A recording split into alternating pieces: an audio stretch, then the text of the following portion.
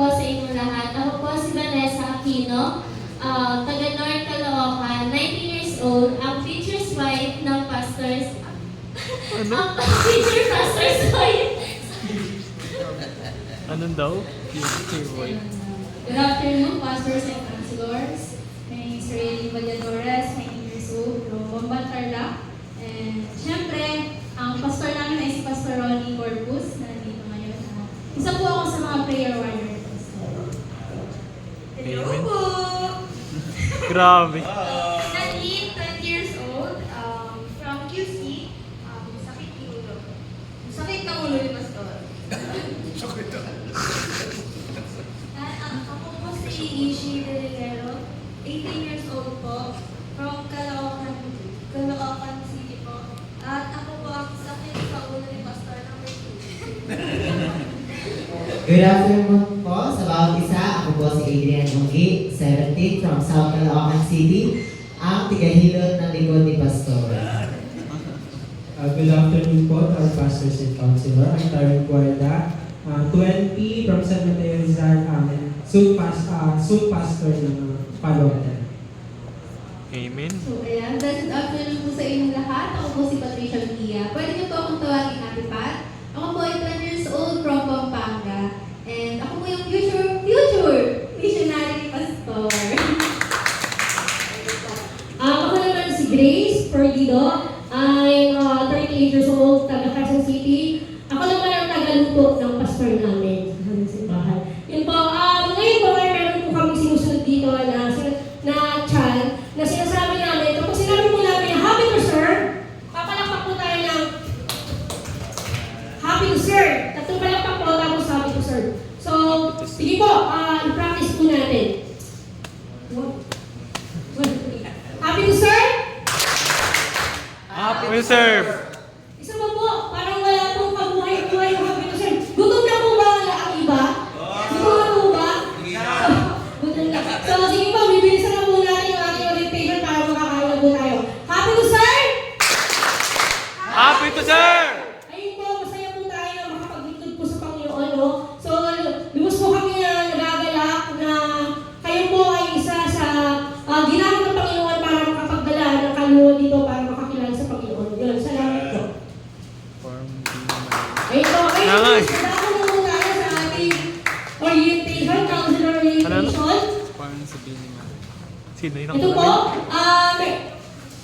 may day 1 and day 2 po tayo dahil dalawang araw po tayo na magsasama po dito sa ating camp. So, nakikita niyo naman po yung ating mga schedule. Sa day 1 po ay meron po tayong expected time to arrival. Yun po yung 2 p.m. Ayun po na kanina. Tapos po yung 4 p.m. to 4:30 p.m. Pastor Counselor Orientation na ginagawa po natin ngayon. At yung 4:30 p.m. to 5:30 p.m. ang campers orientation na gaganapin din po mamaya ng mga campers po na dinala po ninyo. At ang ating 5:30 p.m. to 6:30 p.m. ang ating dinner. Ito na po yung i-invite po natin lahat kasi gusto na nga po tayong lahat. No? So, ang pagod pa po sa ating mga biyahe. Yung 7 p.m. to 9:30 p.m. ito po yung ating opening night. Ano nga ba yung pumapalawag dito sa ating opening night? Meron po tayong yun, yung banda, meron po tayong drama, at meron din po tayong feeling yung gospel po ng Panginoon na sinishare po doon. So, yung 10:30 p.m. po, ito na po yung lights off na ginagawa po natin. So, meron pong may limit po yung pagpatay ng ilaw natin sa bawat door. So, kayo pong mga counselor, yung may mga pananagutan po dito, kapag di nyo po pinatayo yung ating mga ilaw. Kasi so, kailangan po natin magpahinga dahil nga pagod nga po tayo. So, pakisure na lang po yung mga campers po ninyo na wala na pong lalabas pagdating po na 10:30 p.m. at lahat po ay makatulog na. Kasi meron po kami na minsan na-encounter po na lumalabas na po yung mga ibang campers. At yung mga counselor, wala po silang alam na yung mga campers nila yung likod ng door. So, ito po. Yung day 2 po natin, ito po yung ating schedule. 6 a.m. to 6:30 a.m. Game assembly. Ito po yung ating laro na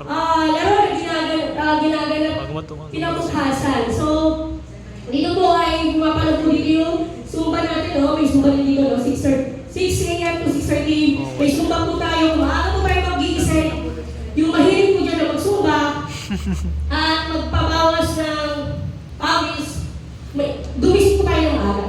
So, yung 6:30 a.m. to 8 a.m. field game po. Ito po yung game na ginagawa po dito sa camp. I-encourage ko po kayo kung talagang gusto nyo ma-enjoy dito sa loob ng camp, ay sumama po kayo sa mga dinala niyo po mga campers. Para ma-enjoy nyo rin po yung pagkakit nyo po dito. Hindi lang po yung mga campers. Pati po tayo mga counselor ay pwede po mag-enjoy. Ito po yung 8:30 a.m. to 8 a.m. to 8:30 a.m. Basta po. Ito na po yung maglilinis na po yung mga naggaling po sa field. 8:30 a.m. to 9:30 a.m. brunch po. Ito na po yung pinakainintay na naman po natin. Kakain na naman po tayo ulit. Bago po tayo umuwi sa ating mga kanyang bahay. 9:30 a.m. to 11 a.m. last session po. Ito na po yung pinaka-last na last po na activities po na gagawin po natin doon po sa auditorium. Ito po yung 11 a.m. Ito na po yung pinakahuli na dismissal po. Nakakalungkot man po na sabihin po natin makakahiwa-hiwalay po tayo at uwi po tayo sa ating mga bahay. Kasi dismissal na po. Yun po. Next po. Next slide. Ito po. Ano po ba yung mga role ng mga counselor po? Sige nga po, pakibasa nga po yung number 1.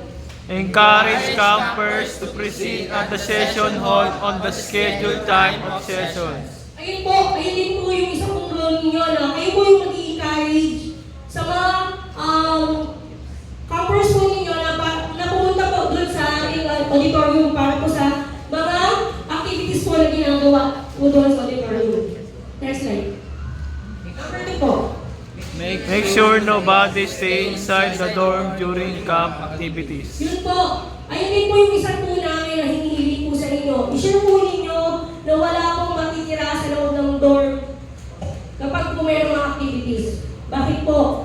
Dito po iniiwasan po natin na magkaroon po ng mawawalang mga gamit, yung iba pong mga kasama. Ilang beses na po na nangyayari na kung hindi po natin i-share, talaga po mayroon pong nawawalang gamit. So, pakiusap po na kung kayo po yung mga counselor, kayo po yung pinakahuling lalabas sa loob ng dorm.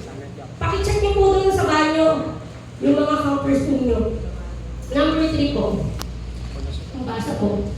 Opening night in preparation for dealing. Please proceed at the lying area during the second drama. Ito po ay kailangan po namin kayo dito. So, pag nakita niyo po yung hudyat na pangalawang drama na po yung ating event mamaya, is kailangan nila pong mag-proceed po doon sa dining area para makasama po namin kayo na makapag-share yung salita ng Panginoon sa mga kabataan po na dala-dala po ninyo. Ayun po.